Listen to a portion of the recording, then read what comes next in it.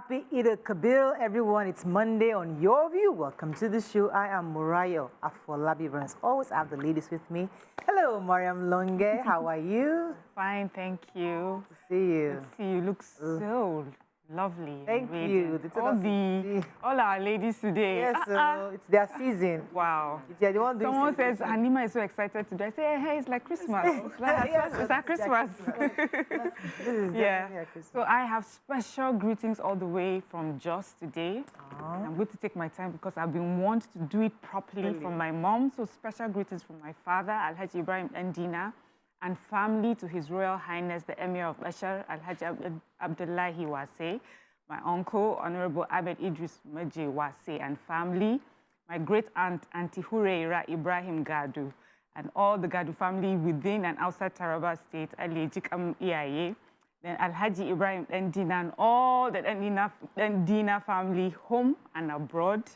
Then, of course, our friends, Uncle Koye and Auntie Tokwe, thank you for hosting us yesterday.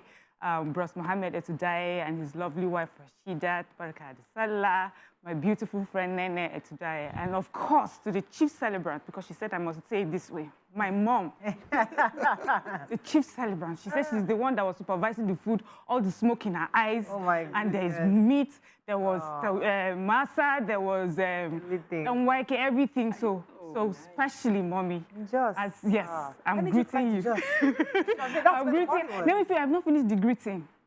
Ma tong ubale, ma man kamal, gimbiyat pinau. Wow. Barka da Sallah. Barka da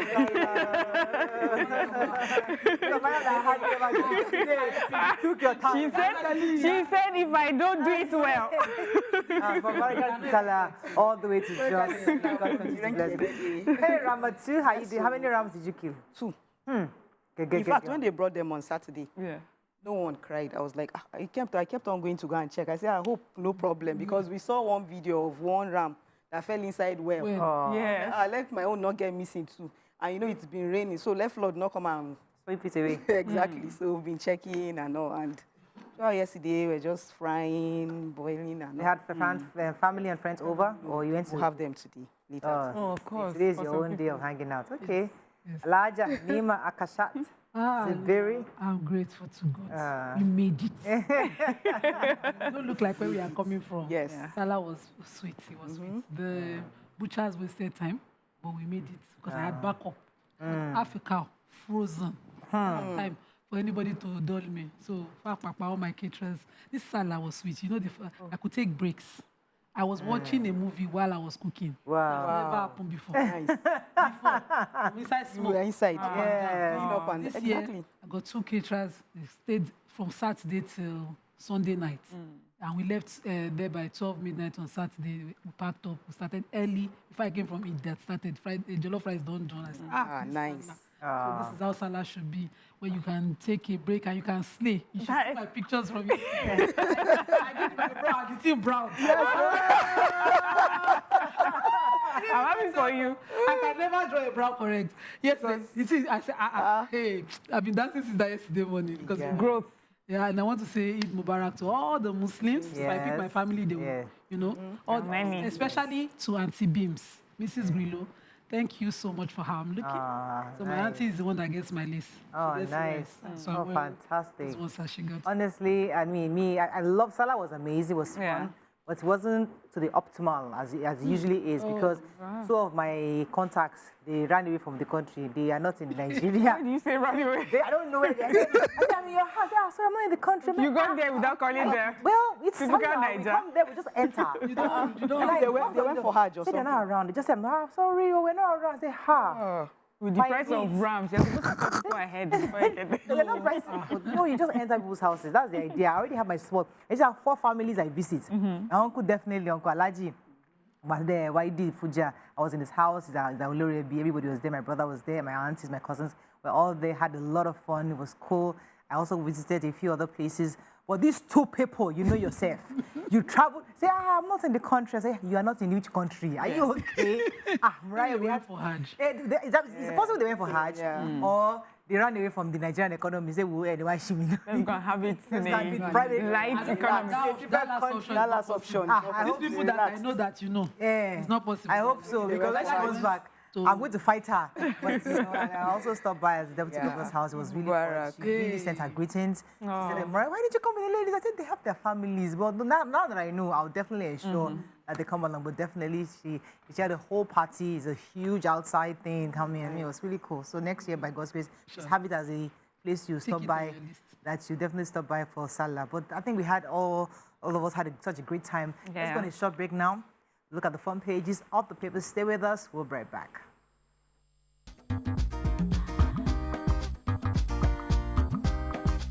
Stay tuned. Your View will be right back. Thanks for staying with us. We're going to start with the nation. Eid-El-Kabir, sacrifice key to nation building, says Tinubu. President not to blame for economic crisis. CBN keeps $2.9 billion deposit in special accounts to stabilize forex market. Edo 2024, Shebu declares support for APC candidate Okwebolo, and confusion over tenure of the Rivers Council chairman. Okay, which story? Okay, I have the major headline. So yesterday, the president, Bola Ahmed Tinubu, along with the SGF, that's Bajabia Mila, political members, associates, the Obanikoro, and all of them prayed together at the Jordan Barracks, where the Lagos Island usually observe their Eid festival, led by the chief imam of Lagos, Abunola, and he had some things to say to Nigerians. He says, since, you know, the president was saying that the chief imam has just mentioned that this is a season of sacrifice. The president then goes on to, you know, advise that Nigerians should follow the path of sacrifice. He says sacrifice is required of a good citizen. Citizenship comes with responsibility, and as citizens, what we do need is to be committed members of our society. And yes, that is sacrifice, loving your country, loving your neighbors, sharing what you have with each other, and to always be thankful to Almighty Allah. The chief imam also used the opportunity to stress the virtues of credible leaders who serve the nation, and urge leaders to emulate the virtues of such credible leaders and serve the country faithfully. He also urged Nigerians to pray that God should grant the president strength and wisdom to deliver on his vision for a better, prosperous nation. And also, in attendance was the NSA, the secretary to the president, Akim Morayo, and all of them yesterday. Okay, I have a special account with $2.9 billion deposit has been created by the CBN to stabilize the foreign exchange market. CBN says that this special account is called the Gazelle Funding Account, and they made this known during the FAC meeting. That's the Federation Account Allocation Committee meeting. So the way they describe it, they said the NMPCL, they have proceeds from production sharing, contact tax, and royalty sales, which they will transfer to the Gazelle funding account. So the federal government secured a $3.3 billion loan from Afri-Exim Bank to stabilize that's where they got it from, Afri-Exim Bank, to stabilize the forex market. So the structure of the loan requires NMPCL to deposit PSC royalty and tax proceeds into the Gazelle funding account. From these deposits, 90% will be released to NMPCL and CBN, while 10% will go towards repaying the loan. So from the way it was explained, it seems that the members of FAC subcommittee, they said they recognize the potential benefits of this special funding for forex stability. But some representatives from states and local governments said that they were concerned about the transparency of the process because they were not even aware that there was such an account until, you know, the time of the meeting. And so the takeaway from it was that NMPCL needs to organize a stakeholders meeting so that all relevant parties are informed, you know, of the due process and of all that is required for the project Gazelle funding, and also to explain the purpose, structure, and repayment plan for the loan. All right. Okay, so I have the story from Nima's state of origin, from the ex-deputy governor of Edo State, Comrade Philip Shuaibu. He said he will support the governorship candidate of the All Progressive Congress, that's APC, in Edo State for the September 21st election. He described him as one of the 2 homeboys among the 16 standard bearers. He said the other homeboy was the governorship candidate of Labour Party, Olumide Akpata, a former president of the Nigerian Bar Association, stressing that the two homeboys possess the qualities to move Edo forward, devoid of deceit and propaganda. Shuaibu, a former member of the House of Representatives, spoke with reporters yesterday at the St. Paul's Church. He's trying to say that it's better we take the APC candidates than the PDP, because he said the PDP in Edo, Dr. Aswa Ugodo, he's coming as a product of godfatherism, which according to him, a two-term governor of Edo, Senator Adams Oshomole, fought against. He further said, I will support a homeboy. I came in to contest to be the governor of Edo State because I needed governance to return to a homeboy. Somebody who understands our plight, somebody who understands what the people are feeling. Even the United Nations talks about the needs assessment. Okay, so the special advisor to the president on information and strategy, Mr. Bayo Ononuga, has responded to a New York Times report that condemned and said that the economic woes are the fault of the present government's policies. He said that that he responded saying that their perspective was jaundiced and that this was a situation that was inherited by the previous administrations, by the current one. The report was given by Ruth McLean and Ismail Uwal. Said their feature story says Nigeria confronts its worst economic crisis in a generation, and they said that was not the full truth. The government statement said that they refused to mention the hardworking policies that had to be implemented. Said that because of the misleading slant of the report, we need to clear up some misconceptions. Most significant was the report that it painted the dire experience of some Nigerians. The report, based on several interviews, is best jaundiced, all gloom and doom. It's never mentioned the positive aspects in the same economy as well as the ameliorative policies being implemented, which is one of which was the subsidy removal that was very required. If not, our country would have gone into a serious abyss like Venezuela and Zimbabwe. Moving on now to the Punch. Sallah celebration. Tinubu Buhari Sultan Khan professed solutions to hardship. 17 billion naira debt. GT Bank dragged 60 bank chiefs to court. Food inflation soars by 61% in 1 year, says NBS. Minimum wage, FG pushes 62,000 naira paid despite Labour's opposition. Crude supply. Modular refineries back Dangote seek Tinubu's intervention. Cholera, Lagos opens emergency center. UNICEF urges water provision. Police probe death of US-based businessman in Lagos hotel. And 2 fallen trucks worsen gridlock on Lagos-Ibadan Expressway. Okay, which story? I have the food inflation story. So, according to an analysis of the latest consumer price index and the inflation report by the National Bureau of Statistics, Nigerians' food inflation rose to 40.66% this past month, May. And this represents 61% from, the cost of food rose by 61% from 25% to 5% in June 2023, and now May 2024, it is 40.66%. The gap is very wide. Of course, the NBC disclosed the headline inflation moved from 0.26% in April. By 33, it was 33.95 in April. Now we are dealing with 40.66% in May. And they said that the most contributors in foods are semovita, oat flake, yam flour, pre-packages, that's the prepared yam poundo, gari, beans, and these are which are under bread and cereal class. The Irish potatoes, yam, water yam, under potatoes, yam, and other tuber class contributed to the year-on-year increase in food inflation. Other contributors are palm oil, vegetable oil, stockfish. You know, these are the basics that people buy. So it's reflective of what we're dealing with. All right, let's go on a short break now. When we come back, we continue with our review. Stay with us. We'll be right back.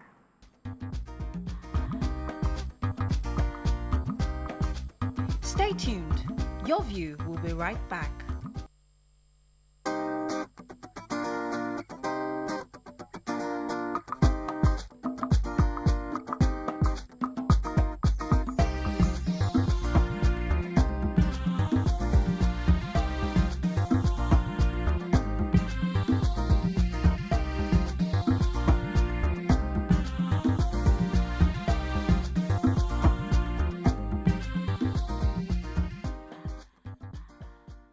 Thanks for staying with us. We're still reviewing Punch. Mariam, yeah, so following the outbreak of cholera in Lagos, the state government has activated its Public Health Emergency Operations Center at Mainland Hospital in Yaba. The State Ministry of Health Saturday confirmed 350 suspected cases of cholera in 29 wards across multiple local government areas in the state, 17 confirmed cases and 15 deaths. They say the lab investigations and test results confirm cholera subtype 01. They said this is associated with more severe diseases, and the pattern of new cases per day, of course, they say it varies across the local government. Although government is also saying as a result of health interventions, they're seeing the numbers dropping, but they're also seeing new cases in some unaffected local governments. And so they're asking residents to please adhere to, the personal and environmental hygiene measures that they always tell us: wash your hands and, be careful.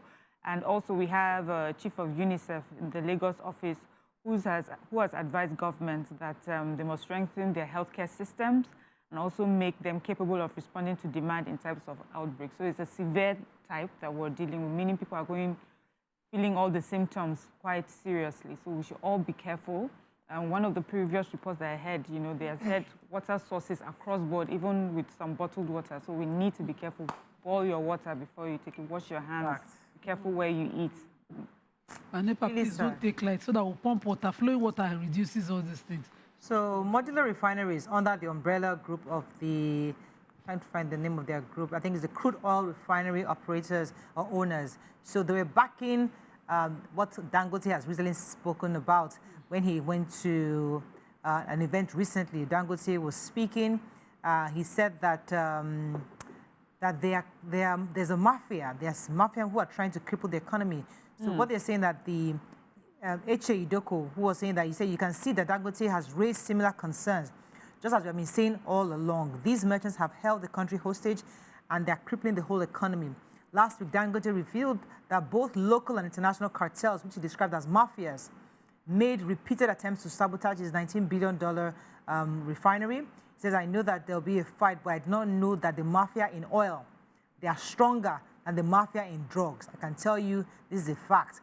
Dangote described himself as a fighter, and the organization of the motor refineries agreed with him that, listen, the cartel that are trying to stop and hold Nigeria hostage when it comes to our oil, they are there and they're strong and they're armed and they're well connected. Something that is a national fight we need to fight, and they're asking Tinubu to get involved. Any story? You're moving on now to Vanguard. Do you have a story? Yeah, Vanguard. Yes, let's move on to Vanguard. In Punch? Vanguard, no. Okay. Foreign portfolio investors in massive return to Nigeria.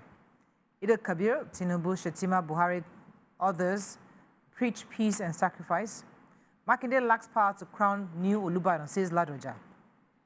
NFF stabbed me in the back, says Finidi. And Tinubu inherited dead economy, President tackles New York Times. Okay, which story are we taking in Vanguard? The judge. Why did you say? I was shocked when I saw that someone had taken the story. Yeah, it was really trending the whole of last week. Okay. It's been brewing. And, there was this back and forth between Osime and him as well. Okay. And, because Nigeria lost a match against Benin Republic. I just saw videos of people capturing and attacking him. I wanted to be sure, but on this report, he's revealing why he resigned. According to one Colin Udo, who said he spoke to him immediately, he resigned. He said that Finidi confirmed that he resigned his position because the NFF had a secret plan while he was, in good faith with them. He said Finidi had spoken to the NFF some days before, like on Thursday, and he was very good. He had a conversation with them, and he kept asking if he would be coming back as the coach. And the NFF did not reveal to him that they were appointing a foreign, what they call it, a foreign technical advisor. They didn't tell him that, and he went on with that belief that he'll be working. The NFF, but they met on Wednesday and took it, and they had met on Wednesday before that Thursday. They spoke to him and had already made that decision. They then kept him in the dark about it. While he was traveling in Port Harcourt, someone sent him a link confirming the appointment of a technical advisor, and that shock. He just waited 2 days, still didn't hear from them, so he resigned. They said nobody spoke to him, and nobody. It's clear they didn't want him anymore. And you see how he didn't command respect. He didn't resume on time with the Super Eagles, this team that lost the match, but he was just managing them. They also blamed him for not picking and putting players at the right time. But they lost the match. And it's very hard to be a coach for Nigeria. I hope these technical advisors will be held to the same standards that we hold our local coaches. You tend to give them passes. Okay, another story in Vanguard. So, in Vanguard, this is the papers is about the Kano residents applaud calm as Sanusi Bayero leads Sallah prayers. They're saying that because of the current crisis, the ongoing Emirate crisis, they were expecting that there won't be peace in the state. But fortunately, a peaceful atmosphere that greeted the celebration of Eid-El-Kabir in the town, despite the ongoing. The police command expressed satisfaction with the peaceful and orderly manner the Sallah went across. But Sanusi and Bayero approached the police and said they wanted escorts. And then they now said they're going to stop. There's this great festival that happens every Eid on Sallah Day. That's the Daba. They had to cancel that Daba because so that there will be peace. And also, they made sure that they prayed in different mosques. They led prayers in different mosques. Bayero was at Nasara Mosque, while Sanusi prayed at Sheikh Tijani Mosque at Kofar Mata. Okay, you have a story? Inside. Okay, let me take the story concerning the Pandef. Pandef has criticized the sacking of I'm trying to get the... So it says that the Pandef, that's the Pan-Niger Delta Forum, led by the South-South leader, Edwin Clark. He described the removal of former Inspector General of Police, Solomon Arache, from his position as chairman of the Police Service Commission as an unwarranted and unnecessary provocation. That reflects negatively on the president's administration. He said this in a statement, noted that the singular act further portrays the current administration as one that does not prioritize competence, because they believe that Arache was a man of competence and should be left to continue to be the chairman of the PSC. The President should likewise note that the continued disregard of the Constitution and the rule of law by the government not only mirrors negatively on the law enforcement officers, but also sends dangerous message to the citizens. Okay. Yeah, I have this NDLA story I took from the inside, and NDLA have arrested 2 siblings in Abia, recovering cocaine and methamphetamine consignments worth over 4.1 billion. They said it's a cartel controlled by a drug baron, 49-year-old Kelechi Monde Mwabuasi, and his 50-year-old elder sister, Miss Chinwe Rose Mwabuasi. They were taken down by the officers. They said it took a very long time of intelligence gathering for them to be able to do that. And, you know, as I had read earlier, they said what they got from them was worth over 4.1 billion naira in street value. And they got them at, this happened June 13th and 14th at 3B Boundary Avenue, Aba, and also a residence along Ohia Road, Ohia, Abia State. The NDLA also said that 4 suspects connected with importation and distribution of opioids were arrested here in Lagos. A total of 82,000 bottles of the opioid worth more than 600 million were also recovered. A warehouse also stocked with large consignments of codeine syrup located at Comfort Obo area of Kirikiri as well. After intelligence, they were able to arrest all those, that were part of it, and they also gave names for this and many others that they have, that they're doing. All right, our final paper, the Nigerian Tribune, redoubled efforts to stop economic hardship, Sultan tells leaders why Labour should review stance on minimum wage. Ibadan people enthrone Olubadan, not governor, says Ladoja. Gunmen attack Sokoto village on Sallah Day, kill 6 and abduct many. Lagos Calabar Coastal Road, maintain 2006 road alignment plan. Okuaja residents urge the Works Minister. Direct AGF to discontinue Nnamdi Kanu's prosecution, says Andrew Clark. And Buhari spent $1.5 billion monthly to defend Naira, borrowed massively to cover costs, says presidency. Yeah. Okay, should I start with the label? Okay. Go ahead. I have the Sokoto killings. So they said gunmen suspected to be terrorists have killed 6 persons and abducted many others at a village in Gwaidabawa, I think, local government area of Sokoto. They said the gunmen stormed Tudundoki village at about 1:30 a.m. on Sallah Day. Police has confirmed that this happened. 6 bodies have been retrieved so far, and but they are yet to ascertain the numbers of those that have been abducted. As we know, this particular Sokoto is one of the state that is heavily terrorized by these heavily armed gangs.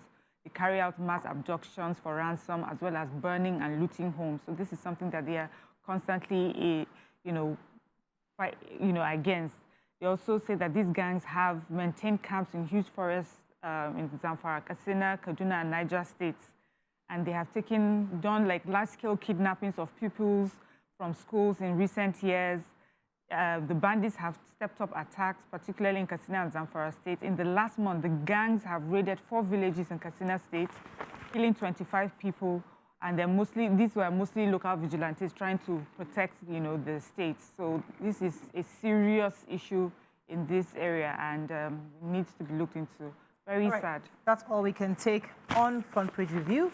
When we come back, move on to our hot topic of today. Stay with us. We'll be right back.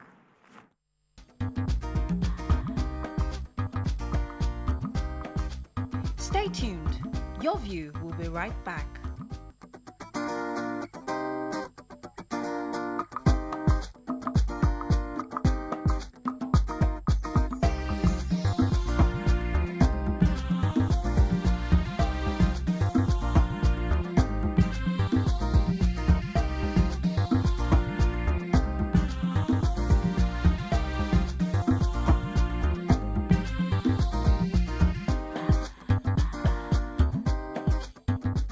Thanks for staying with us. So yesterday was dedicated partly to the celebration of Father's Day, to honor our fathers, father figures, uncles, brothers, and today we'll be celebrating the day again. We're going to acknowledge the sacrifices of our fathers, stepfathers, grandfathers, uncles, brothers, and guardians, how it shaped our world and our life today. And let's make our men, the men in our lives, feel special. So I'd like to open the phone lines for people to call in to share with us the experiences they've had with the male figures in their lives. It could be anybody. It could be your neighbor who's been very kind, who's been very respectful, who's raising his children properly, and you feel that he needs to be celebrated. Today we are opening up our phone lines. Please call and let us celebrate our fathers, all the men in our lives today. I want ladies of your view, no talking about women today. Just talk about men. Just talking about men. Don't even try to use mistakes. Men. We're discussing men this morning. Let's celebrate our fathers. You can call it good men. Thank you. You have all men. Right. All men. All men. Good, the bad, the ugly, the whole works. You can call us on 081 0764 1679 090 63440. You can also tweet to us at TVC Connect. Please hashtag YourViewTVC so we can read your tweets. So we've all had different men in our lives, either our husbands, our brothers, our friends, our uncles, our fathers, neighbors, people that just men in our lives. And I'd like us to share a few memories of you. I'll start with Nima because Nima has 1,000,000,001 memories. You know that is gay here. But definitely I'd like to start with you because quite a number of us need to think of all the various lovely memories of our father figures. Let me start with you. I was blessed, really blessed. Because I was a young girl, I had no confidence. You know, out of my 3 sisters, you are surprised. Shocked. You to see. Beyond. I was so small. I was small. My grandma my dad just used to call me my mom. I was so small. Till I was 12, I didn't have this height. Small. They used to put stool for me to do house chores or anything I need to do on the sink. I was that small. And I didn't have the long hair like my sisters. I was darker than them. I just didn't feel confident in myself. So my father noticed it amongst the girls that, anytime they're talking, we're like, just put the come. I don't focus on... I'll continue to do the praises for my sisters. And so he particularly paid attention. And for that, I'm eternally grateful. Eternally. Because I found... confidence. By the time I was a teenager, if you talk to me, you go to Sabi Agbani. He used to just hype me. Tell them the hype. The eyeballs. Yeah. The hair. You have the most beautiful eyeballs. Then when I was growing my breasts, I'd be like, this is tiny. I don't even have young. You say, that's why you age beautifully. When you're aging, you age beautifully. You won't age like all these girls who you age. And those things, I still believe them about myself today. All those positive words were what really formed me. I could hardly take a decision without, running it. But this is the trusted mind. I want to run it through him. What do you think when he was alive? And, I'm eternally grateful for that. I see it I appreciate it when I see fathers pay that attention to their kids. It's important. You know, a mom is a giving. We love our kids. Yeah. We give birth to them, children. But when a father stands aside to do it for his child, you know, he makes that child whole. He forms that child completely. And I don't know how to underestimate it or underappreciate it when you see it. It's just something that you must appreciate. So I'm really, really grateful. Those are some of the things I look out for. Who else would like to go? I can go. So, yeah, my dad, very wonderful dad. My dad was very much about education.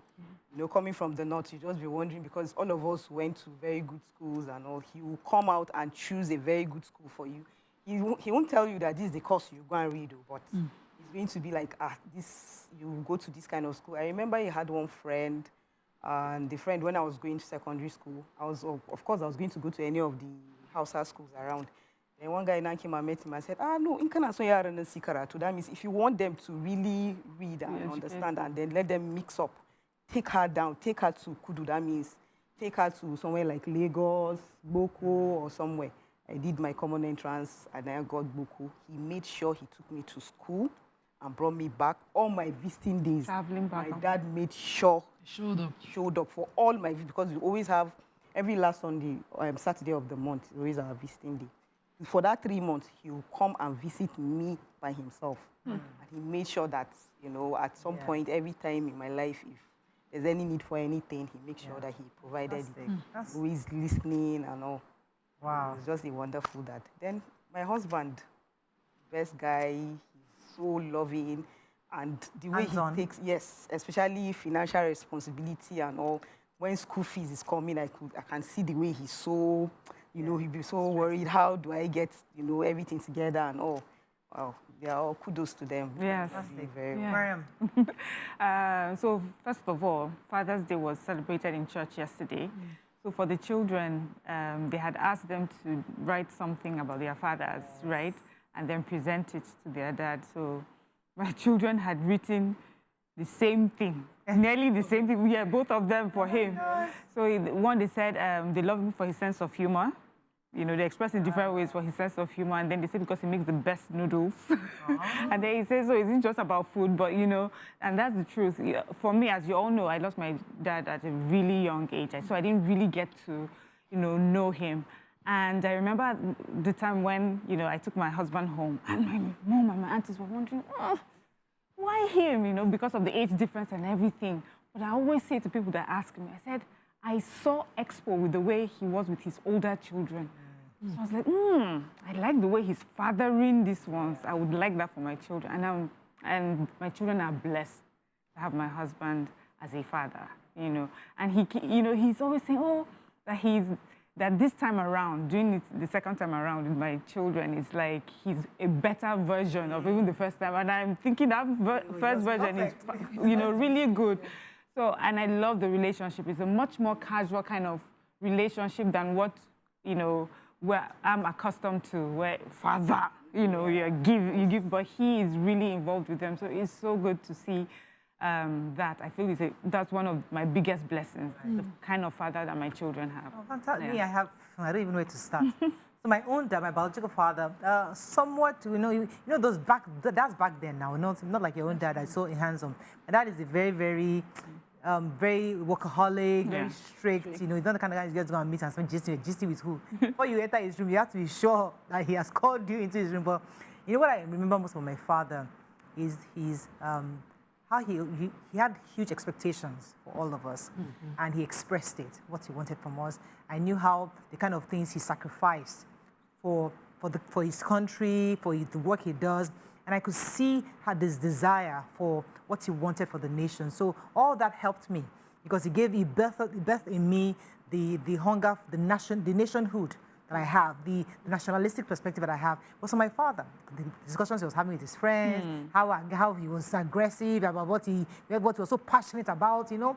So I could see it when he was thinking analytically about Nigeria. So those things formed the foundation of what I'm doing today because of my dad. But my brother, who I was shipped out to meet him in the years, he was indeed a father. Like when I say hands-on, you know, I've shared the story before. My brother was really hands-on. He paid my school fees. You know, he He took care of me. He was working several jobs just because I got to America when he just got married. He was about to start off his life. And then they brought his younger sister from Nigeria. He has never met in his entire life. He's meeting me for the first time. Oh, really? Was it that? Yeah, that was the first time when I left, when I was at 15. He was meeting for the very first time. He was just trying to understand who I am, you know. And I'm into his house, and then his wife is like, okay, who is this? And I'm a stranger in their home and trying to, you know, so I'm really grateful for my brother, Dikwa Akabashon. He really raised me, paid my school fees, took care of me, observed everything, you know, knew when I was doing everything, I was dating. He would tell his wife, please, I don't know who that good boy is. I remember my prom. He made sure we got the limousine. You know, he was just very hands-on. And I always remember how my brother, when my mom came tonight to the US to see me, and she just saw how dark I was. She now said, don't worry, I'll send you cream. My mother now sends cream from Nigeria. I know those cream that you put in the fridge. You put in the fridge. And I started lighting up. You know, then I was still using hydroquinone. He didn't know how bad it was. So I was just lighting up. Brother knows. He knows, and I package it in the fridge because I know my brother. He must not see it. So I packed it in a way that he would not even know it's cream. He would just see I was lighting. He said, you're getting lighter. I said, no. I said, you're getting lighter. I said, no, I'm not getting lighter. He now started looking at me. After a while, he now noticed the thing in the fridge. He said, is this the cream you're using? I said, yes. He said, yeah. He poured it away in the dustbin. I called my mom, never, ever send this girl this kind of nonsense again. When she's a young girl, she's just 17, 16. What are you trying to do to her? You know, and that really was helpful. It helped me to realize that, listen, appreciate what you don't need all that extra to be, you know, because then I was having issues. It was after my accident. I felt really low. So he tried to encourage me that, listen, you're still beautiful. Yes, you know, you are good. You have to be on a wheelchair for a while. Because I felt I would never date again. I felt I would never walk again. I felt that I would never get married because I was really in a bad state. So when I started walking again, I just felt, look, let me bleach up, let me look really. So you don't need that. Your skin will come back. The natural skin will come back. So I'm so grateful to my brother for being a father, being hands-on with me. And even when he came home, he's always just very cool like that. And he's a father to everybody. You know, you think he treats you special. And then you see everybody like, I thought I was a special one, but he's actually like that. So even my younger brother, everybody, he's really an amazing father. So I really celebrate him today. But I would like to open our phone lines. Please call in. We'd like to hear your own stories of how the men in your lives have been. You can call us on 081 0764 1679 090 6344. You can also tweet to us at TVC Connect. Please hashtag YourViewTVC so we can read your tweet. I hear we have Amaka already waiting. Good morning, Amaka. You're live. Good morning, ma. Good morning. Baraka the Sallah. Same to you.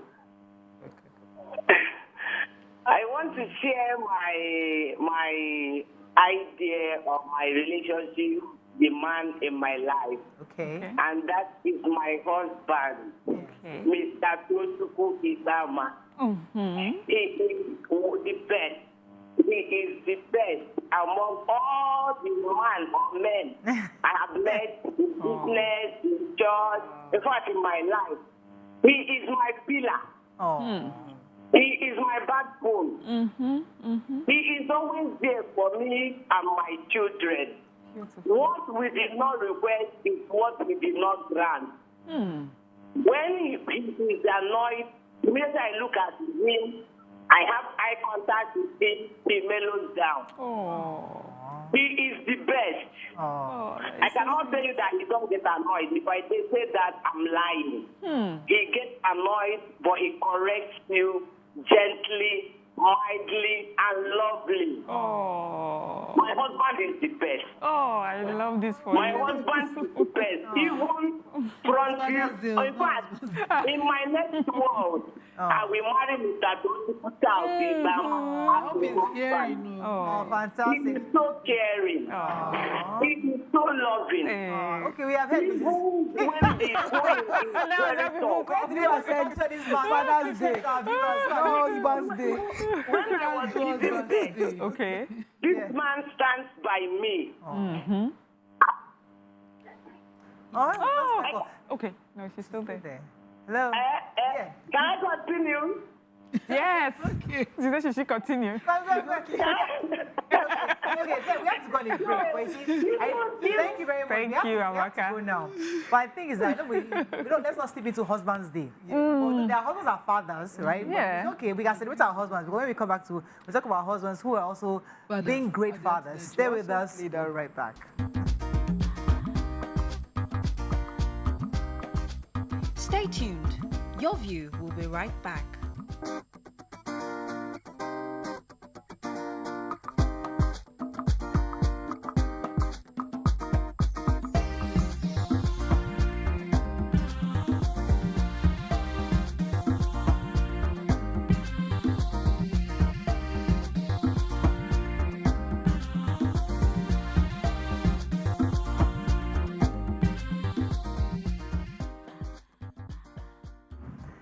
Thanks for staying with us. We're still celebrating fathers, and we have a caller, Chief Kalu from Ikeja. You're live. Go ahead, please.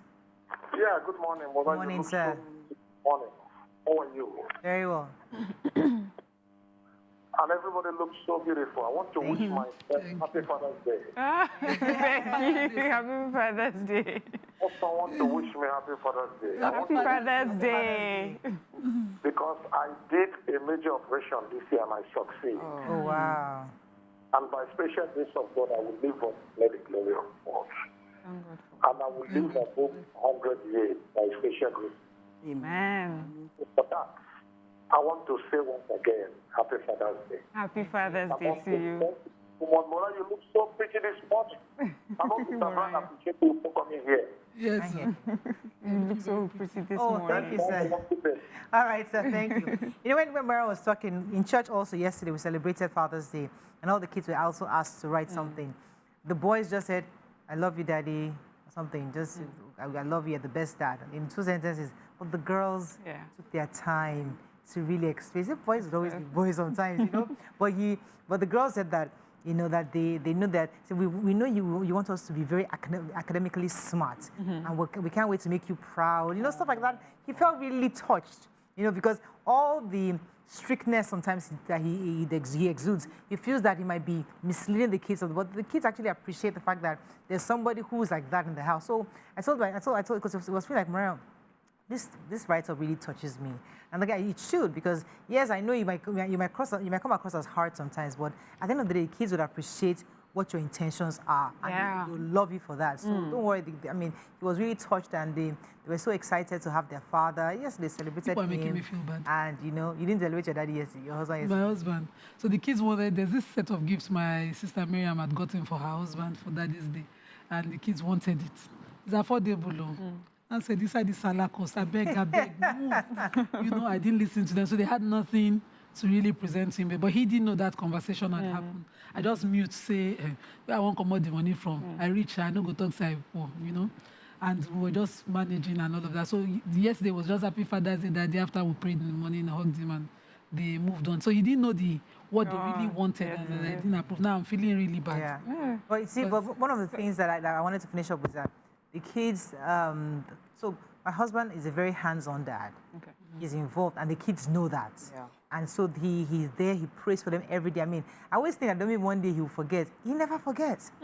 Every single day. Doesn't pass him most. And in fact, the kids are almost reciting the prayer because it's the same prayer points. The same thing. He says since they were born, the same thing he's been saying, even while they were in the womb. He's been praying for this time. So it's amazing. Like, so he's a great dad. Yeah. He's a fantastic father, and I also celebrate Mr. Femi Afolabi Brown. You know, you are a great father, and you know, I just wish you all the best as a father. Yeah. So that you will not get I wish your husband Happy Father's Day now. Properly. Mohammed Oshovui, happy birthday. Happy Father's Day. Happy Father's Day. You know, really, I can't even underestimate the role he plays in their lives. Yeah. You know, and I see my daughter paying back because she's a daddy's girl too. She's quite close. When I have this rough fight with the dad and I will not want to cook, she cooks for her dad. And then when she's serving him, you know, you be really peppered. They are like that. Then there's this relationship, they are gel, that you got me to do something. It was in exchange for this. You promised, he keeps it to them, shows up for them. The first time when she went to school, he called me, said, we'll be visiting her every 2 weeks. She was the most visited student in that hostel. For the first time, I had to say, no, next time, I won't be going like that. And, you know, I see that everyday talk. They call each other. Thank you so much. I'm on their behalf. Yes. Since my own father don't died. On their behalf, thank you so much for all that you do. Let me take Abosede from Songo, and I'll come to you, Ramat. Abosede. Good morning, ma. Good morning. Good morning, ma. I'm calling from Ogun State.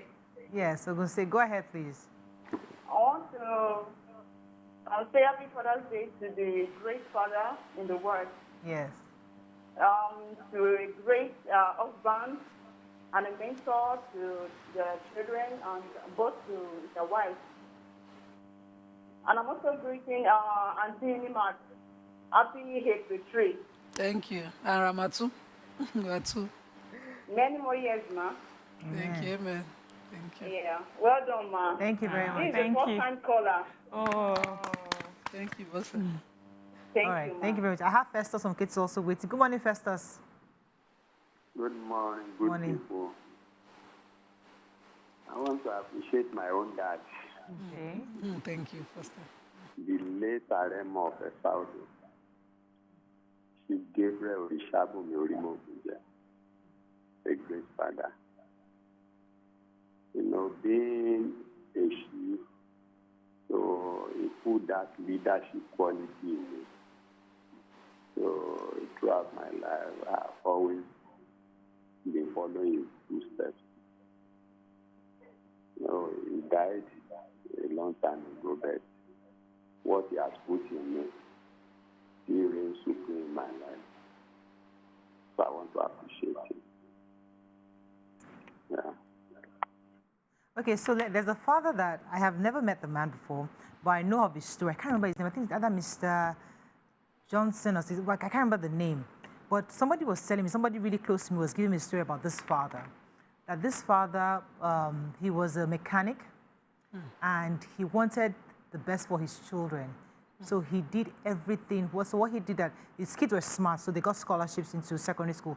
But they were, I think his children got into one of the private schools, either Corona or Atlantic or one of those schools. And because they were smart, obviously, it's one thing to get into schools, another thing to buy books, buy uniforms, and all that other stuff that go with it.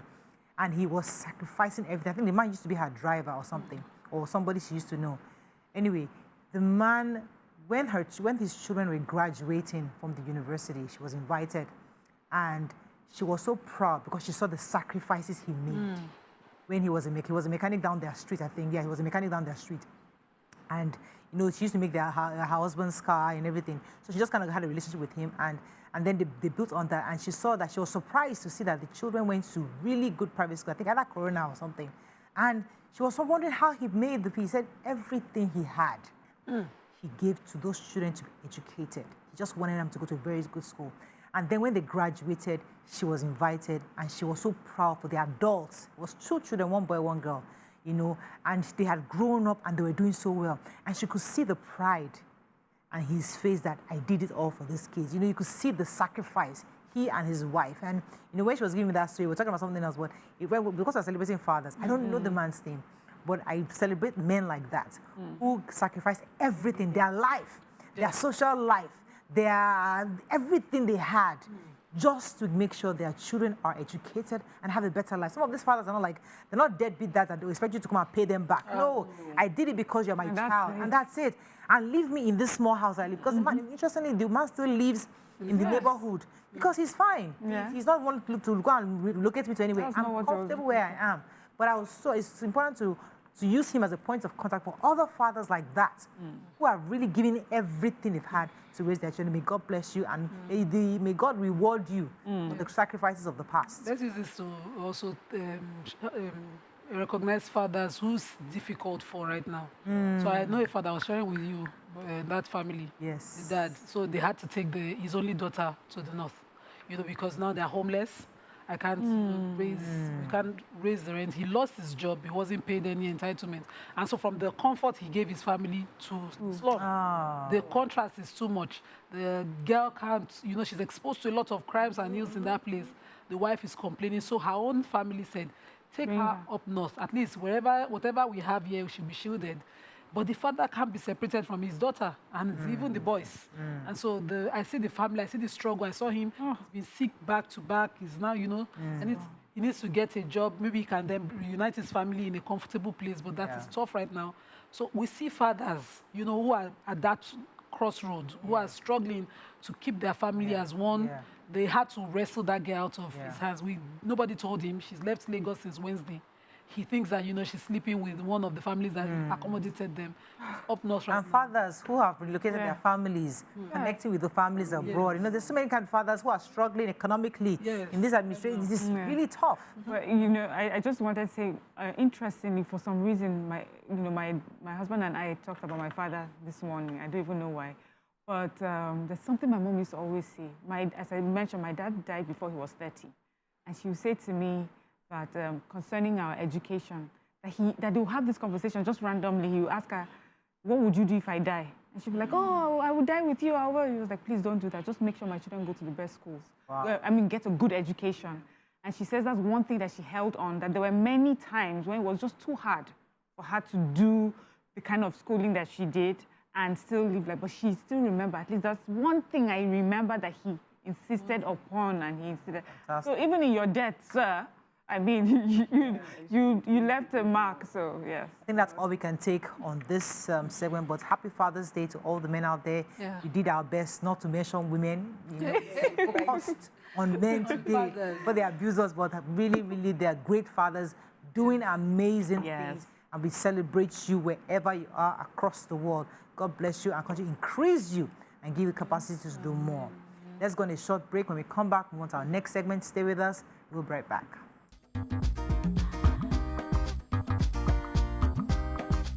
Stay tuned. Your View will be right back.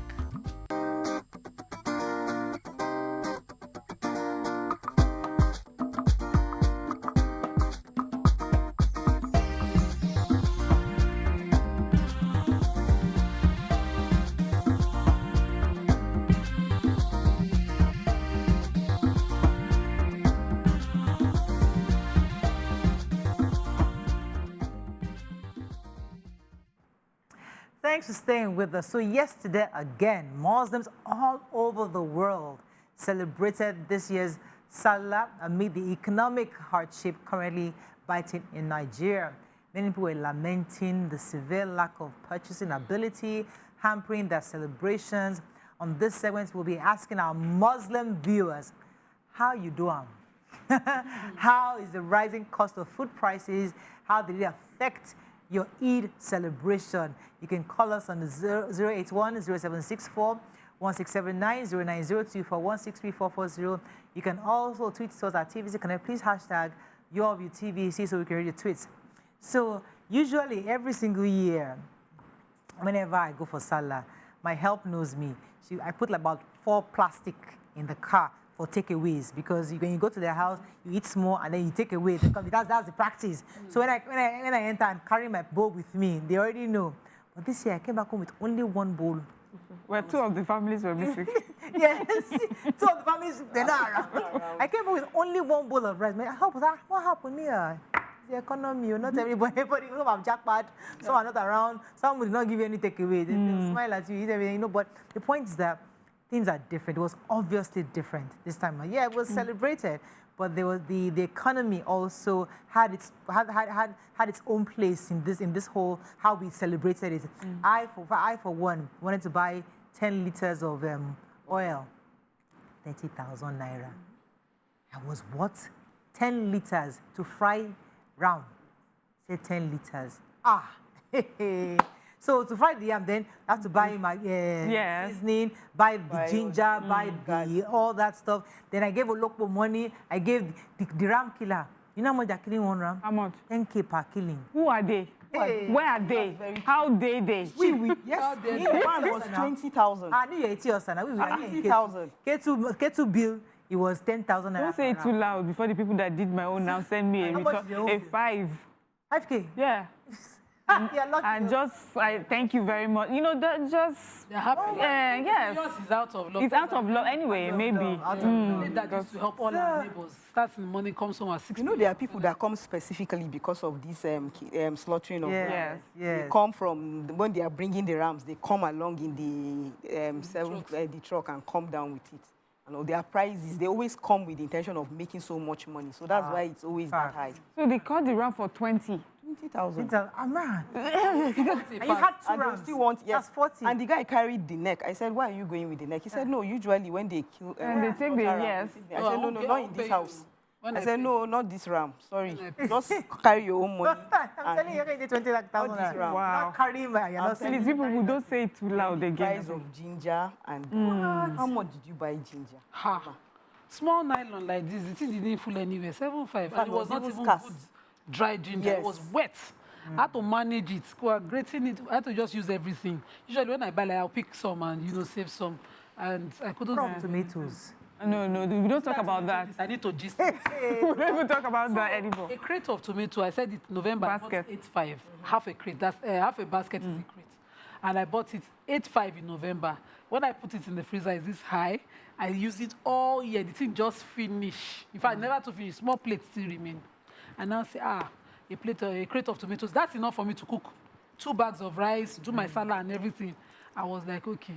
How much is it in the market? They said, it's worth 40,000. No. I said, in Kuala, I was asking Zib if I had to post that. Zib, drop this money. Drop this money. Didn't drop. When we now reached the market, a basket was 175 half. It's about 80 something. And I bought half of half. Half of half. Quarter. Even the half of half is not even enough. You didn't enough. I had to use paste. Tomatoes. Yes, I had to buy paste. That's why to augment it, I had to buy paste. Because you don't like using paste, but I had to. For the jollof, we usually use paste, but this one, we were using paste. Yes, that's like... Those are expensive. Tatache, one small nylon, 14 something. Everything's expensive. 14,000. Hey, Father in heaven. Yeah, Shambo, we bought Shambo, 17 something. I was not smiling. If you see the ridiculous things I brought home, when I dropped it, only me with one hand. Usually I'll be asking for only me with one hand, throw everything outside. You see a video so what I would say now that they are using, they use cucumber to make instead of... Yeah, we saw that. Isn't that expensive? No, that's too expensive. But I was going to say... I just wonder what it tastes like. I wanted to switch that. Okay, if this one is... One bell pepper is 1.5. Yes. One bell pepper. Yeah, since... Not cheap. It's actually more where in my area. But I was going to say that, as tough as the times are, surprisingly this year, I think I got more. And I think the good side is that people realize that there has to be even more sharing.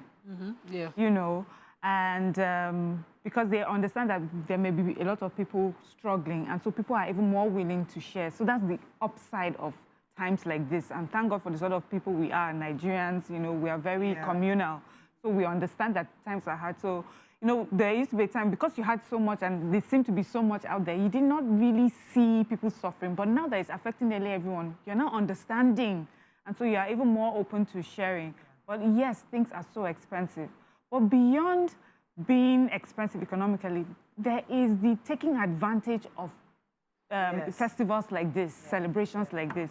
Because how is it that someone buys tomatoes up north for about, let's say, 70,000 naira a basket? By the time it comes to Lagos, you're getting for 175. Please, no, we're not saying no. No, we're not saying that it will not be more expensive. It is, but it's outrageous. Yes, and it's usually... We know that they do that now, just around the time for the celebration. You put these prices because you want to make up for all the times that either you lost or you're trying to make up for the future. It's not right. We need to find the different ways to regulate our pricing. Mrs. Wumi, you're live. Hello, madam, you're live. Go ahead, please. Good morning, Morayo. Good morning. I wanted to... My own father is an absentee father. Fantastic. Absentee father? I did not enjoy... yes. I did not enjoy that's not today's show, man. We are celebrating good daddies today. We don't want to say their bad side. You say everything. Okay. Maybe we know go to the... We'll find it. Okay, she has a husband. Okay, And it's my husband that not, in fact, is a wonderful man. He's the one that has compensated in everything. Because I just thank God that He gave me that man that called my own father. Yeah. I really thank God. Because to some of us that did not enjoy that father care, and we have somebody, I really appreciate that. I want thank God for thank you. Your life. Mr. Adeboye. Mr. Adeboye. Thank you very much, Mr. Adeboye. Thank you so much. Okay, let's go on a short break. When we come back, we continue with our conversation. Stay with us. We'll be right back.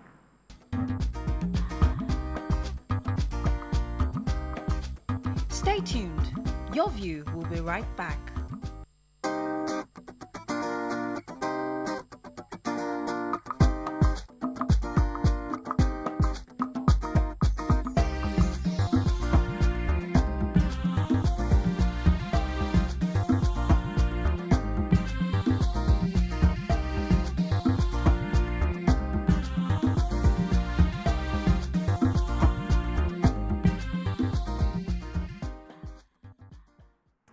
Thanks for staying with us. We're still discussing our topic.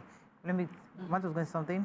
Oh, sorry. Go ahead. I want to talk about food prices. Okay, the food prices, yeah, okay. So I was going to order for masa and YK for my friends. They're going to come because there's this lady that usually makes the masa. Before, we used to do this masa, 30 naira. You know the size, the way it's small like that. Now, the lady said it's 300 for one. What? And someone like me, I can sit and eat 10. Yeah. So I just calculated my own, but I have to eat masa because I miss it a lot. Yeah. I didn't go home for... Yeah, absolutely correct. We used to buy masa. There's somewhere close to our house where you used to order suya. Yes, they sell masa. Too, Same thing, 300 naira per piece. I'm telling you. Couldn't buy a lot. Usually I used to buy like 10 lots of pieces. I couldn't buy. Just don't worry. Just with... Yeah, and then the drinks, and then we're talking about the food we're going to make. The jollof rice, and even the bag of rice. How much are you selling your bag of rice now? I bought half bag at almost 50,000 now. Oh, yeah, definitely. Yes, half bag is local rice. Yeah. Over 80 now. Hey, Father in heaven. How are people managing? I mean, at least we are here talking.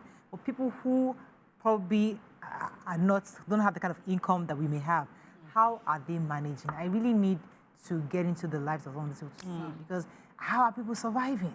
So we had 3 bags that we had to share, and I had to pick, choose that I will share because of the cost of how to share it. If I give you rice now and you pour it away, just know that I'm not praying for you in my heart, because it's a lot of sacrifice. Those people who come out and say, I don't eat Sallah food, God will bless you. Don't collect it. It's a lot. It's very expensive to spare food right now. And just as you mentioned, that people now understand better the need to share. Yeah. Get an open, we usually do anyway. Get an open gate. You know, when you dish food for somebody and the person says, no, can I take it home? You know, their mouth to feed at home. Yep. And I was like, I didn't make arrangement for takeaway parts except for the workers. He said, please, find nylon bag. You know, there are people to feed at home. People kept asking. So we had a bag of a bundle of poly bags. People were using bags to take their food home. That's the honest reality out there. And so you see some people now, you take the food to, who will think it is courtesy to not return it. There are people who did not reach. Before 4 p.m., the cooler, if you see my big coolers, level down. Yes, so level down. The I went yesterday, and they usually, when you go every year, the rice is always mountain. It was not mountainous this time around. They didn't mountain anything. Maybe 1 and a half spoon finish, and you better eat and be all right. And don't dare ask for more, because there are people that not eating. Everybody's... Let me take this call out. You first hold it. Effect from K to your life. Good morning. Good morning. Morning. My name is Sir. First off, from your previous topic, I wanted to say Happy Father's Day to all fathers. Yes. Most especially my big daddy, Reverend Johnson Omoni Fabuide, Dr. Joseph Fabuide, and my brother, Bratobi Fabuide. God bless you all for being a father figure in my life. And I know Bratobi is watching. Shout out to you and Happy Father's Day again. And also this area, church, I never seen a church before. My area is dry, yesterday. People that I know, Alaja life and Alaja in my area was like, but at least with the little she was able to do something late in my area. And happy Eid-El-Kabir to Nima and Ramatu. Thank you so much, Ife. Let's take a few comments on social. We've not had any comments on social media. Let's take a few before you wrap up and bring in our guests. I will just remember my ex-seller every day now. Every week he calls me to say, please, I'm just calling to apologize. So the prices have gone up again. The prices have gone up again every 2 weeks. Like, well, we all live in the same country, so we understand that these prices, but I'm just scared. Like, at what point will it get that I will stop affording eggs? And fish is I mean, that one is out of freezing on a weekly basis. Yes, Like this yeah, every week. Market, yes. By the following week, it's a different amount. It's not the same. Any comments we have? Only one on. Are you on YouTube? Because we have only one on X. Okay. It says Father's Day. I wonder who comes up with these things. Anyway, I've learned a lot about parenting from Nima's father. Ah, that is so sweet. Miriam from Ikorodu, thanks for calling. You're live. Good morning, Miriam. Hello, good morning. Good morning. I'm so happy to be here. This is my first time calling. Yay. I would love to wish my father happy Father's Day. Yes. I was fortunate to father by 2 fathers. Wow. So I'm here to wish them happy Father's Day. Nice. I'm so proud of them. And I pray God make me a more successful daughter. We're able to reward them. Amen. The way they fathered me throughout my schooling to this moment. And I'm also super confident that my husband is going to be a very good father. So I wish every father that very good. Happy Father's Day. Thank you, Mariam, for calling. Thank you so much. Fantastic. Any comments as we wrap up? She's praying for her future husband. Comments here. You have any? Not yet. Okay, so but I think generally it was really it wasn't as easy as it was in the past to celebrate in the midst of all the hardship that we experience. Even drinks are expensive, you know, soft drinks, having enough food to go around, you know. As you said, we many of us share, because even I had to share.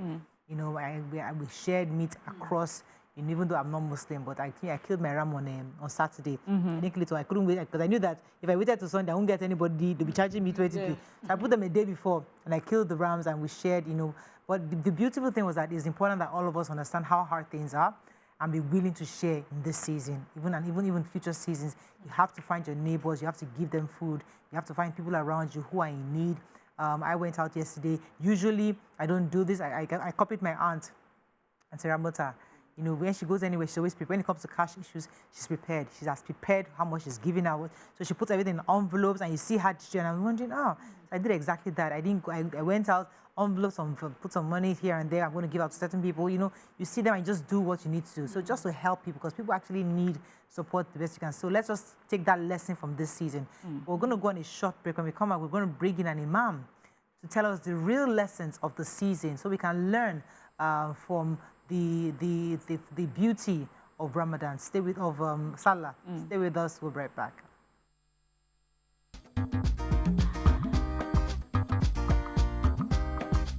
Stay tuned. Your View will be right back.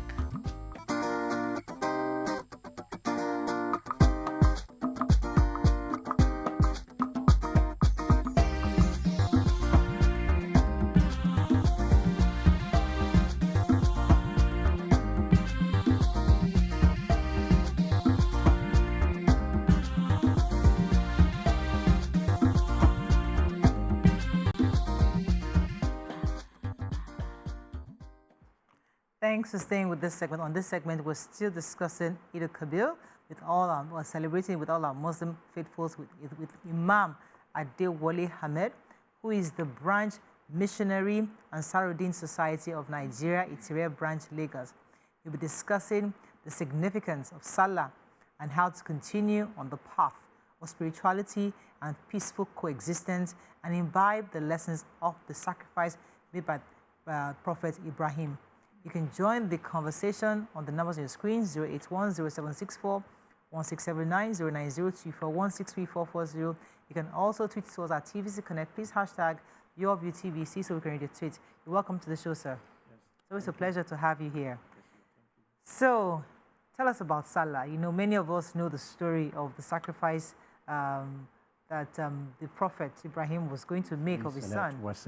Yes, and then that the ram was provided. But give us the significance of why Muslims actually try to always celebrate this day in particular.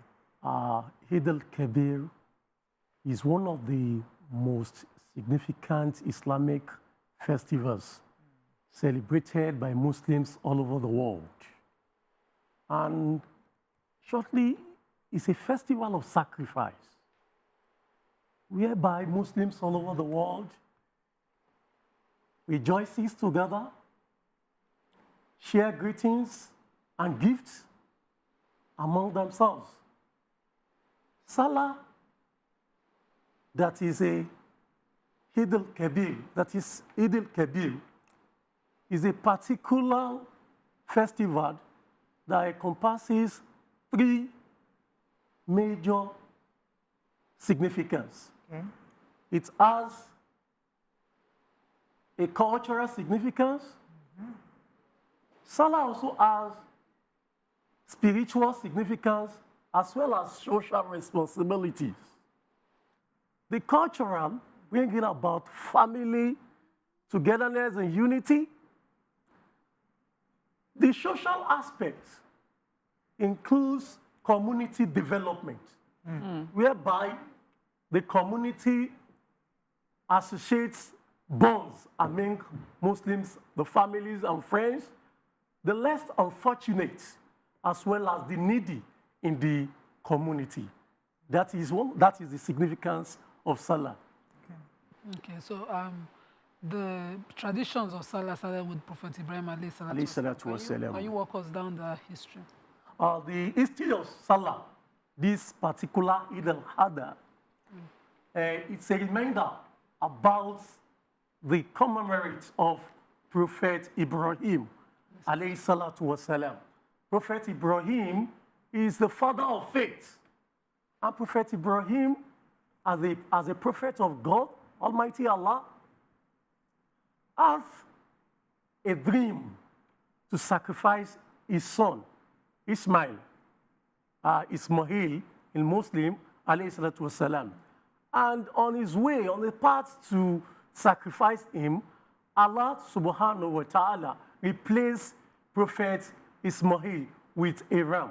That is why, as a Muslim, we have the opportunity to slaughter sheep, goats, camel, and cows. That is the opportunity for we Muslims. And to share among the family members, friends, relatives, the less unfortunate, as well as the vulnerable in the community. So, where I come from, right, that's the northern part. They said there's, the ram comes first before the cow. I think cow has less ladder, is less reward than the ram. Please, yes. Can you help us explain and give us the hierarchy of all the animals? Because there's camel, there's... During the life of Prophet Muhammad, may the peace and blessings of Almighty Allah continue to be with him. Prophets exemplify ram, that is sheep. And it's in hierarchy, we have ram first, followed by the sheep, then the sheep, followed by the goats, the cow, as well as the camel. Well, whichever you have the capacity to slaughter, you are given the freedom. And Almighty Allah, in Quran chapter 22, verse 37, Allah says, La yanallahu. Allah is not interested neither in the blood nor in the bigness of the sheep. Rather, what Allah is interested is your piety. So whatever the bigness in the ram you are slaughtering, probably the sheep or the goats, or you're looking at camel, or you're looking at cow. Camel is very big. Let me slaughter camel so that family members will enjoy. What Allah subhanahu wa ta'ala is interested in is the piety. Yeah, very important. And how you exchange this particular gift. Allah has endowed on you to other fellow members of the community. That is the most significance. Because I was going to ask, I think this answers the question I'm about to ask you, which is in times of economic difficulty, as we are, as we found ourselves, some people may feel under pressure, to slaughter something, whether they like it or not. Some of them will even go to, borrow. Unfortunately, some may even steal for this. But I feel that your answer for that could also refer to this. But, how would you respond to this? we are in an economic situation whereby the whole country is feeling it. Either you are Muslims or Christians. In this way, this particular period, this particular Sallah, we have increments in the prices of ram as well as other goods. In this situation, whatever you have the capacity to slaughter, you should be mindful so that at the end of the day, you still have other responsibilities to handle. So you should not overburden yourself. So Allah subhanahu wa ta'ala says, Al-Islam, the religion of Islam is a religion of peace. And it's the religion that doesn't shoulder on you unnecessary burden. Having this in mind, you don't need to overburden yourself. That this particular year, I must slaughter a big ram. The economic situation of the country, you need to take that into consideration. Talking about Islam as the religion of peace, and whenever we have an imam here, it's always an opportunity for us to enlighten ourselves, because a lot of people are not very well knowledgeable about the tenets of Islam, the kinds of things Muslims do. So maybe now that you're here with us, we can use the opportunity to learn a few things more about Islam. So I always observe that Muslims, they pray for their dead. You know, as Christians, we always saw that once a person dies, you can't pray for the dead because prayers cannot reach the dead. Once you pray, after death is judgment for us as a Christian. So there's nothing I can pray for my dad right now, he's dead. But I hear a lot of Muslims that always pray for their dead. Why is that? And what kind of prayers can that prayer still be answered on behalf of your dead? Islam is a religion that Prophet Muhammad sallallahu alaihi wasallam guide us on how to observe our religious activities. And our particular dead people, probably father, mothers, our predecessors, Islam told us that Yarhamu amwatakum bid-du'ai wa sadaqah. Observe prayers on your dead persons. And observe gifts, sacrifice on them.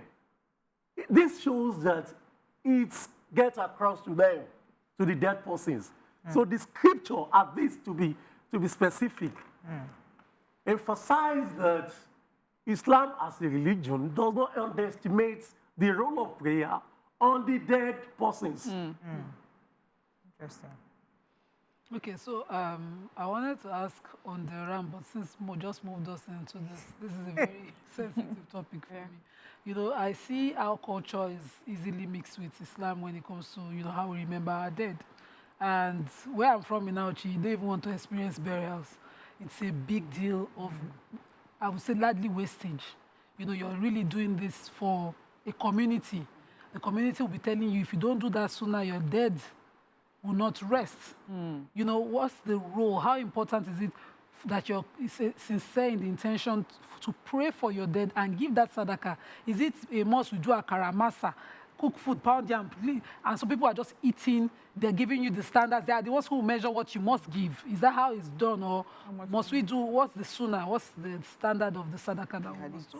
The sadaqah, as said by Prophet Muhammad, he says when a dead person, when a person is dead already, what we have to do is that three things. We should ensure we pray for the person. Secondly, we should ensure we create a kind of endowment. Endowment is the best of sadaqah we can do. What do I mean by endowment? Probably erect a borehole for the community. Secondly, equip a library for the community so that educational value will continue to increase among the people. So the kind of sadaqah that Prophet Muhammad sallallahu alaihi wasallam emphasized on is sadaqah to jariyah, not the immediate one. It's not John. Not about, okay, let us feed people at that 8 days. Rather, we should look at future things, future reward for the dead. Okay. So, talking about future and just doing things beyond the day, a lot of us, we hear the word sacrifice when, Sallah is being celebrated. What message do you have for Muslims and just Nigerians in general concerning taking the message of sacrifice for yesterday and today beyond, a celebration and making it a lifestyle, a habit? The message I have for Nigerians is about Eid-El-Kabir is a period of reflection and gratitude to Almighty Allah. As a nation, we need to reflect on our present situation as well as our future situation. Prophet Ibrahim is so committed, dedicated, and extend community development. How are we going to develop our community is of paramount to Prophet Ibrahim as well as Prophet Muhammad sallallahu alaihi wasallam. Let me take this call from Oreolua, calling from Owode. Thanks for calling, Oreolua. Good morning, Morayo. Good morning. And good morning, welcome to the show. We want to wish everybody happy Ramadan. Can't hear you. So difficult to hear you. I'm sorry, Oreolua, we couldn't hear you. Let me come to you, Ramadan. Okay, so what I'm trying to say is that there's a life hereafter. So that's why we keep praying for the person that has died, because the person that has died just left us, but we are still part of them. So there's that connection that we should still pray and add them into our prayers, because once you pray for them, you too, when you pass on, your children will pray. So it's like a network kind of a thing. So it's okay for us to pray for this. I want to ask you, what's the difference between, I want you to elaborate more on the difference between zakah and sadaqah. Zakat is an almsgiving, and it has a specific portion that you must pull out from your resources. Oh, like tithe? Yes. Like tithe. So we do it before. Is it compulsory for if you are going to slaughter ram? Is it compulsory for only people who are slaughtering ram, or anybody can do zakat? Zakat is a pillar on its own. Islam has 5 pillars. Yeah. And the zakat as a pillar can be probably pulled out from your resources annually. And it's not commemorated with sacrifice. Okay. Sacrifice of ram is commemorated with the holy pilgrimage, whereby the pilgrims were praying in the south, are performing religious acts in Saudi Arabia. We, that is in Nigeria or where any part of the world, our responsibility on the 10th day of Dhul Hijjah is to slaughter ram. Okay. So zakat is another pillar of Islam. And zakat is similar to sadaqah. Sadaqah is a situation whereby you are giving people around the community, the less privileged, everything you have. Whereas zakat must be annually. How do you measure zakat? Yes. Because we do tithe, 10% of our revenue every month. Yes. So is it like tithe or? Yes, it's like tithe. Like tithe. So you have to take 10%? No, you are not taking percentage? 10%. Okay. You are not taking 10%. You are taking 2.5. 2.5%? Yes, and after you've deduct all your debts, all other things you have as a responsibility, then you now pull up, and it has a kind of mizon, a gauge you must have. Presently, zakat has a kind of 1-point-something million. Then you now pull out 2.5 from that 1-point-something million. Let's say you have. How come the Quran is so detailed like this? So you have a running cost, you have kids to feed, let's say what you have saved, after you have removed all of those debts and everything, you're free, what you have free. If it's above 1.5, that means you qualify to pay for a zakat. So it's not everybody that qualifies to pay zakat. Yes. And zakat is not only monetary. You can also feed, like you can do it on what we call guinea corn. can be on corn, gold, on sliver, yes. On gold, on sliver, unicorn, other materials. Anything that you use to food materials. Now, sorry, I'm asking because the reason why I like to ask this question is because a lot of Nigerians many Nigerians who are non-Muslims, many of them are ignorant of the religion. So it's always good for opportunities like this to get information so that when you're more knowledgeable about religion, you can live communally, peacefully, happily with each other. A lot of people also notice why you have to speak Arabic. Is it compulsory that you must speak Arabic? You know, we read the Bible in English. Must you read it in Arabic?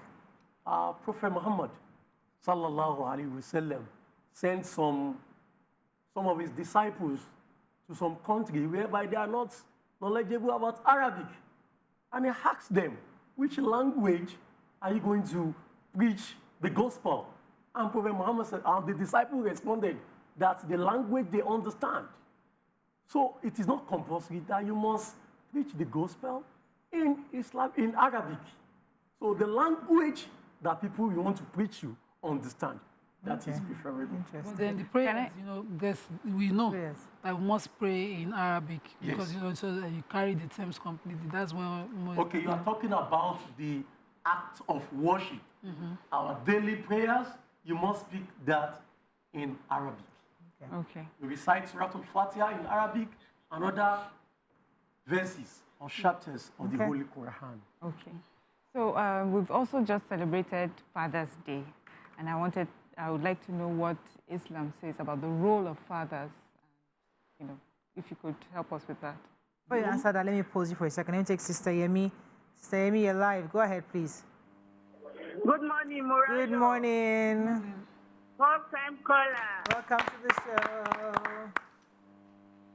I want to greet every one of you back at the Sallah. Thank you. I also want to greet my family and Muslim friends too. You are doing a good job, Morayo. Thank you, madam. God bless you and keep you all. Thank you very much, madam. So to Mariam's question concerning Father's Day. Quran, as an injunction, emphasizes on the role of man, or father. Says, "Ar-rijalu qawwamun 'ala an-nisa." Men are the leaders of the community, of the nation, of the family. So we cannot underscore the role of husband or father in the community. And father plays a series of roles in the community, such as economic role, social role, conjugal role, as well as financial role. So Islam encourages father to exhibit his role by performing all these aforementioned roles among his family. You must not neglect the educational legacy you must give to your children and the community as well. There's also the way the Prophet ﷺ exemplified fatherhood, even as a grandfather to his children. And there are many in the stories of the Quran around the Prophet, but we don't see it. You know, our African fathers, they have to be stern. They don't understand gentility towards kids. And there's a saying of Prophet, my father used to quote it all the time, that the Prophet ﷺ said to a father who said he cannot hug or kiss his children, that I'm sorry for you, you don't have... I can't remember the hadith words that you cannot hug. So he used to practice hugging a lot amongst his children. And that's hadith. I'm trying to remember word for word, where a man was saying to the Prophet, saw the Prophet playing with his grandchildren and hugging them. They were all over him. And he was like, I can't express this. This is not the kind of fatherhood I have with my kids. And Prophet Islam rejected it by saying to him, I'm sorry, that's not for you. Because that's not a good thing to do. Let's talk about how to connect. Can fathers be emotionally connected to their kids? Is it okay for them to build what we call a mother's kind of emotion around their kids, loving them, you know, acting? Beyond just being a strict disciplinarian, what other role as a father can he take with his children? Ordinarily, actually, the fathers in our own side of the world usually doesn't have the attitude of gentility, as she has rightly said. Okay. And we need to have the habit from Prophet Muhammad sallallahu. Prophet always have a lot of joke with his children, even grandchildren. Hassan and Hussein, Ali, his in-laws, and even to his wives. Prophet Muhammad always, in fact, he taught us how to have a foreplay with our wives, and with how to have a kind of in the Bible. relation. I mean, sorry, in the Quran. Yes. In the hadiths of Prophet Muhammad, sallallahu alaihi wasallam. They taught you the FP. You can't use it in national. The FP word. They taught you that, Nima. Yes, he taught Talk us. about it. That's what you learned. In the hadith. Yes, in the hadiths of Prophet Muhammad. Biajulu, where are you? Biajulu will scream. Oh, really? That's very interesting. I like to read that part of the hadith. Yes. Prophet Muhammad sallallahu is a father indeed. Yes. He's a father indeed. I can see that. He exhibits all kind of attitude to ensure that the family bonds of kinship, always increase amidst the family. Going back to Sallah, because we're going to be wrapping up very soon, it's important for us to also mean things at heart. And it's, many people, maybe we are happy that we had good Sallah. Some people did not have very good Sallah because they didn't have anything to eat. They didn't have anybody to go and share with or to find somebody to give to them. Some people, and as I said earlier, some families that escaped. They didn't want any wahala. They just ran away. You know, so it's possible that the people that are used to being fed by those families did not have anybody to feed them this year. So how would you, what advice would you just give to Nigerians in general as the blessings of this season? Just how do we manage? How do we just, you know, just kind of keep body together, especially with the hard times we're having now in this country? Obviously, the country is feeling economic hardship. And Islam has emphasized that La yukallifullahu nafsan illa wus'aha. That means we should not overburden ourselves. We should not overburden ourselves. We should manage the little resources we have. You don't exhibit extravagancy. Prophet Muhammad sallallahu emphasized that we don't exhibit extravagancies. You all know in our nation now, we're talking about the minimum wage. Yeah. We are talking about our income. And the income should determine our expenditure. So you can't do beyond your power. Yes. So to all Nigerians, let us ensure that the situation we have in our country is a temporary, that we are going to overcome it.